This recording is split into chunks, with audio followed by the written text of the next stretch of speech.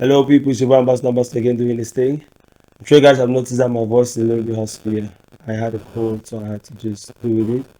As usual, I'm passionate with such topics, so I will have to do this no matter what. Um, it's your Ambassador again. I talk about these topics, react to these videos, like, share, comment. I just want us to start thinking in a certain direction. So today I'll be talking about this video, which we'll share with you if we have not already shared the video, which is talking on Oprah and African youth under attack by social media. So it was an Oprah show kind of discussion, and the guest was talking about the African youths, or generally youths are under attack by social media. The impact of social media is undeniably harmful to our children. Yeah, you said it's putting our ability to connect and influence children's life in grave jeopardy. So this world of virtual reality and social media has divested us of what it means to be human. It is antisocial, disconnected, fake, superficial, artificial, materialistic, comparative, competitive, separatist.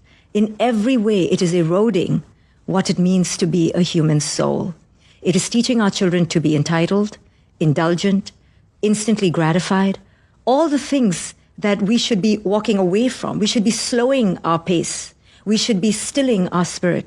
We should be soaking in nature. We should be connecting on a human personal level. We should not be in goal orientation the way we are. Oh, flick of a button and my food shows up. We should be in process. We're missing the process of our creativity, of our joy, of our hardship. What happened to pain? We're trying to do away with pain in our thirst for happiness. And what we're doing is we're creating greater fragility because we don't have the resilience to tolerate pain because we're wiping away pain.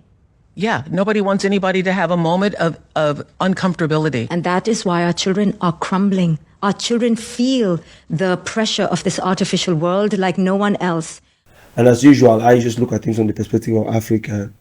So I was thinking like, okay, if some of these Western countries are already looking at social media and some of the hazards that come with it, what about Africa?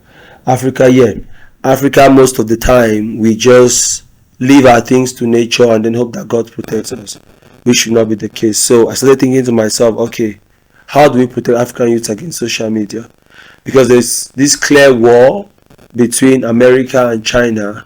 China has TikTok, America has Facebook and all the others. China has decided to flood the rest of the world with irrelevant things, all the trends we do on TikTok to distract us from reality. But TikTok in China has positive messages and things that help you to grow. America has its way, uses Facebook and all the other social media things for its data management or big data kind of systems. We as Africans, we have nothing, so we are just at the mercy of whatever China does, whatever America does. So I was thinking to myself like, okay, as Africans, usually our policy is living in harmony with nature. When you look at our culture, that's what it's always been about. And some of these social media things are kind of intruding into these systems we had. Either we make a conscious decision to work with them, to put our protective measures in place, or we discard all of these social media things. Also, do we have any system which is African, which is in control of our big data?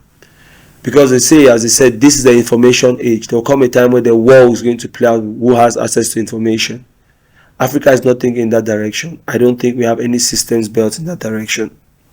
Also, social media is eroding our social ways. I'm sure you guys are tired of me saying also. That's just my transition line, so I'll say also all the time.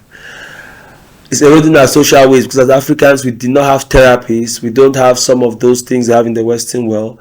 What we could count on was our social structure, where if you are stressed, you talk to your friend, you talk to your family. That's how you get your own therapy.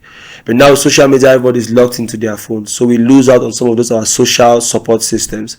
And without that, there are lots of things which are happening in Africa now, which I just feel like it's the absence of no therapist and then no social system to rely on.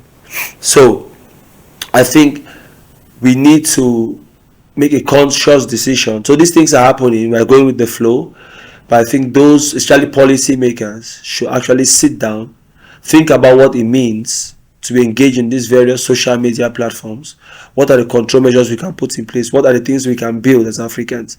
Also, entrepreneurs, that's where you come in. How can we start building our own things which will be African and have African interests at heart? So I think I did not have much to say about these things because given I'm also talking on YouTube, which is not very African, I cannot really go all mayhem on them. But I think it's something which we have to think about. As usual, I'm just bringing about thought-provoking aspects for us to think about it, chat about it, comment, like, share. As usual, Ambassador, I'm out. Just my opinion.